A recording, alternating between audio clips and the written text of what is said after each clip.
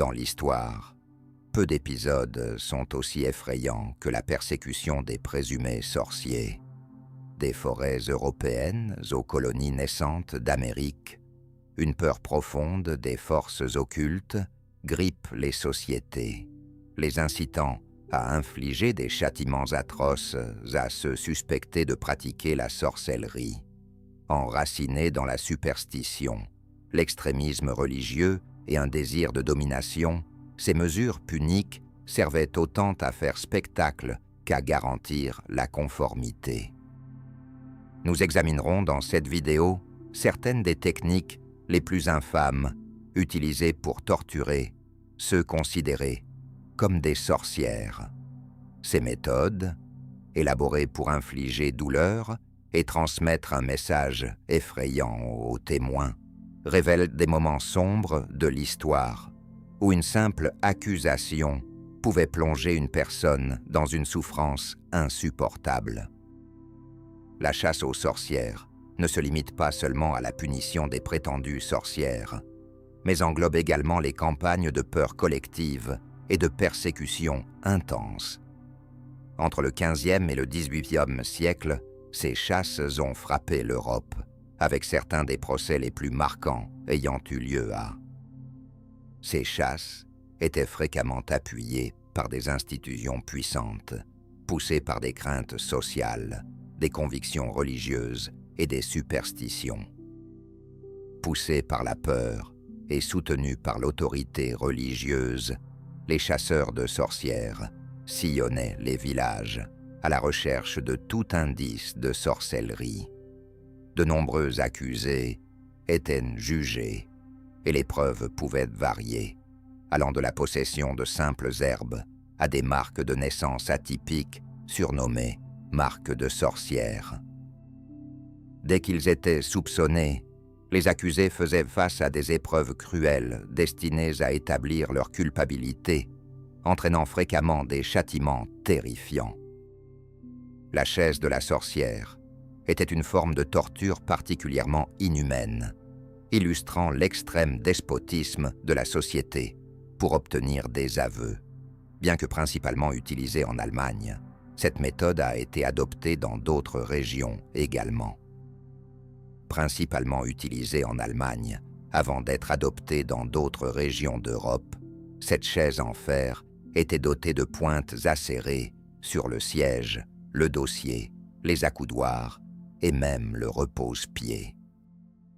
L'accusé était solidement lié à la chaise, sa peau écrasée contre les pointes sans possibilité de répit. Les interrogateurs formulaient leurs questions, tandis que la victime subissait des souffrances indescriptibles. Dans certains cas, la chaise était chauffée, causant d'importantes brûlures sur son corps.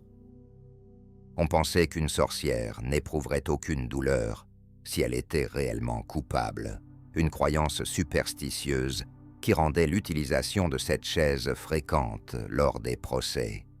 Si l'accusé poussait des cris de douleur, les interrogateurs y interprétèrent cela comme un signe de culpabilité, persuadés qu'une vraie sorcière craquerait face à une pression intense. Les archives historiques indiquent que cette méthode visait autant à instiller la peur dans la communauté qu'à obtenir des aveux, l'image d'une personne attachée à une chaise ornée de pointes. Parmi toutes les punitions pour sorcellerie, celle de brûler vif sur le bûcher est sans conteste la plus emblématique. Cette méthode d'exécution, considérée parmi les plus cruelles, était essentiellement liée à des pays tels que la France, l'Espagne et le Saint-Empire romain germanique.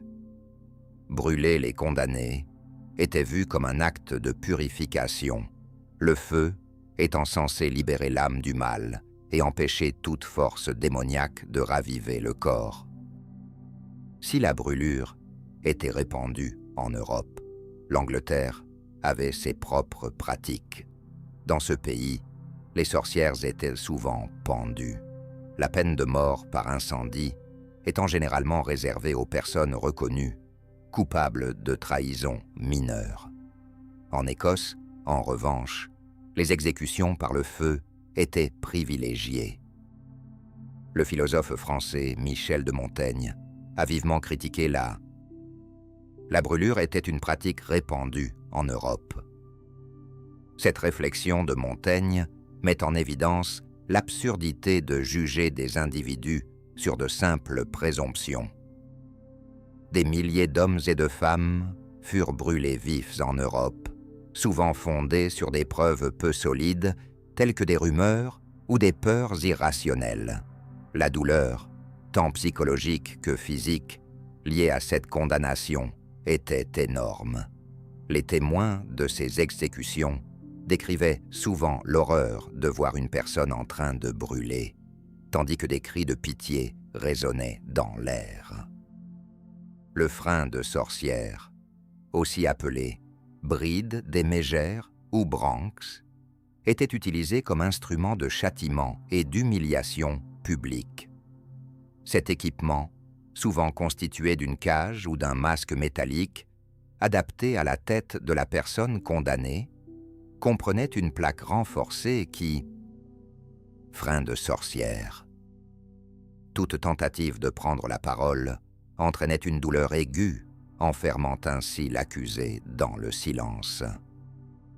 Principalement utilisé en Angleterre et en Écosse, le frein de sorcière ne se limitait pas aux sorcières, mais ciblait également les femmes accusées d'être des mégères ou de troubler l'ordre public. La victime était souvent exposée dans les rues, visant à l'humilier publiquement, tout en l'empêchant de se défendre ou de proférer d'éventuelles malédictions. Le frein reflète le contrôle rigoureux exercé par la société sur les femmes et sur toute personne remettant en question les normes établies. Cet outil assurait que les femmes, en particulier celles jugées trop directes ou dérangeantes, étaient réduites au silence, leur ôtant ainsi tout pouvoir physique et social. La pendaison. En Angleterre et dans certaines régions de l'Amérique coloniale, la pendaison était la méthode d'exécution prédominante pour les condamnés. Bien que jugée un peu plus clémente que la combustion, la pendaison était néanmoins une forme de mort terrible. Au XVIIe siècle, lors des procès de sorcellerie, des centaines de femmes et d'hommes furent pendus, transformant les exécutions publiques en événements communautaires marquants. Au XVIIe siècle, Sir Thomas Browne, un médecin anglais, défendait la croyance en la sorcellerie et ses dangers. Il la décrivait comme un art à la fois sinistre et séduisant, susceptible d'attirer la colère du diable. Ses écrits illustrent l'opinion répandue selon laquelle les sorcières constituaient une menace réelle pour la société, rendant leur exécution perçue comme une mesure indispensable pour préserver la communauté. Bien que la pendaison n'impliquât ni feu ni arme pointue, elle demeurait une méthode de mise à mort extraordinairement douloureuse. L'exécution publique agissait comme un avertissement et s'apparentait à un spectacle macabre, intensifiant ainsi la peur ambiante. La noyade, également appelée épreuve de l'eau, était une méthode tristement célèbre pour déterminer la culpabilité d'une personne. L'accusé était attaché et immergé dans un plan d'eau. S'il flottait, il était déclaré coupable car on pensait que l'eau rejetait les sorciers. En revanche, s'il coulait, il était considéré comme innocent, même si beaucoup se noyaient avant d'être secourus. Cette pratique, connue sous le nom de jugement par l'épreuve, était légalement acceptée dans certaines régions d'Europe, illustrant une époque où la superstition prenait le pas sur la raison. Cette épreuve servait en réalité de condamnation à mort dissimulée sous les apparences d'un procès, faisant de nombreuses victimes innocentes. Reginald Scott, un historien anglais, critiqua ces pratiques dans son ouvrage « The Discovery of Witchcraft », les qualifiant de reposant sur la superstition et l'ignorance, et dépourvus de compassion et de raison. Malheureusement, de nombreuses personnes perdirent la vie sans que leur innocence ou culpabilité ne soit réellement déterminée.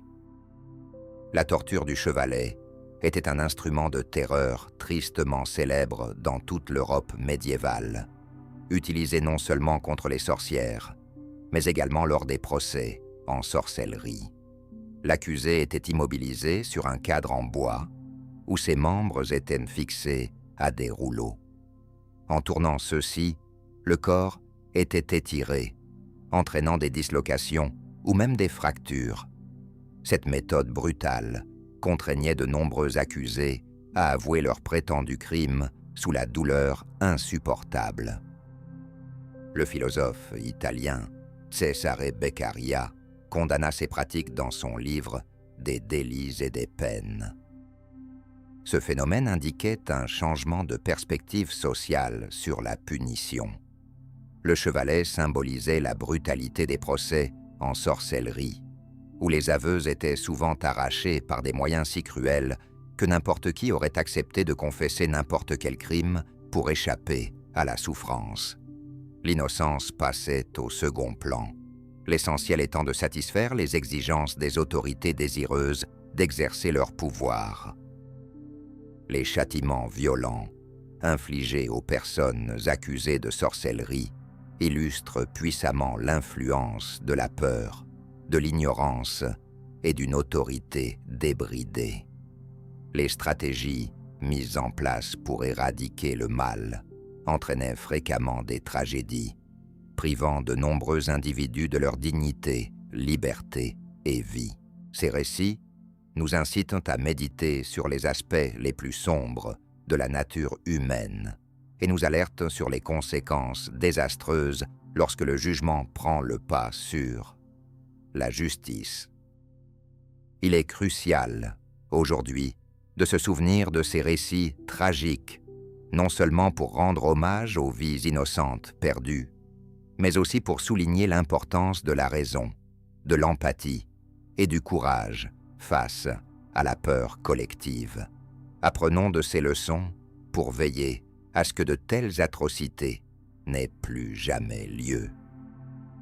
Pour explorer davantage le passé complexe et souvent troublant de l'histoire, pensez à nous suivre et à activer les notifications pour ne rien manquer de nos prochaines vidéos.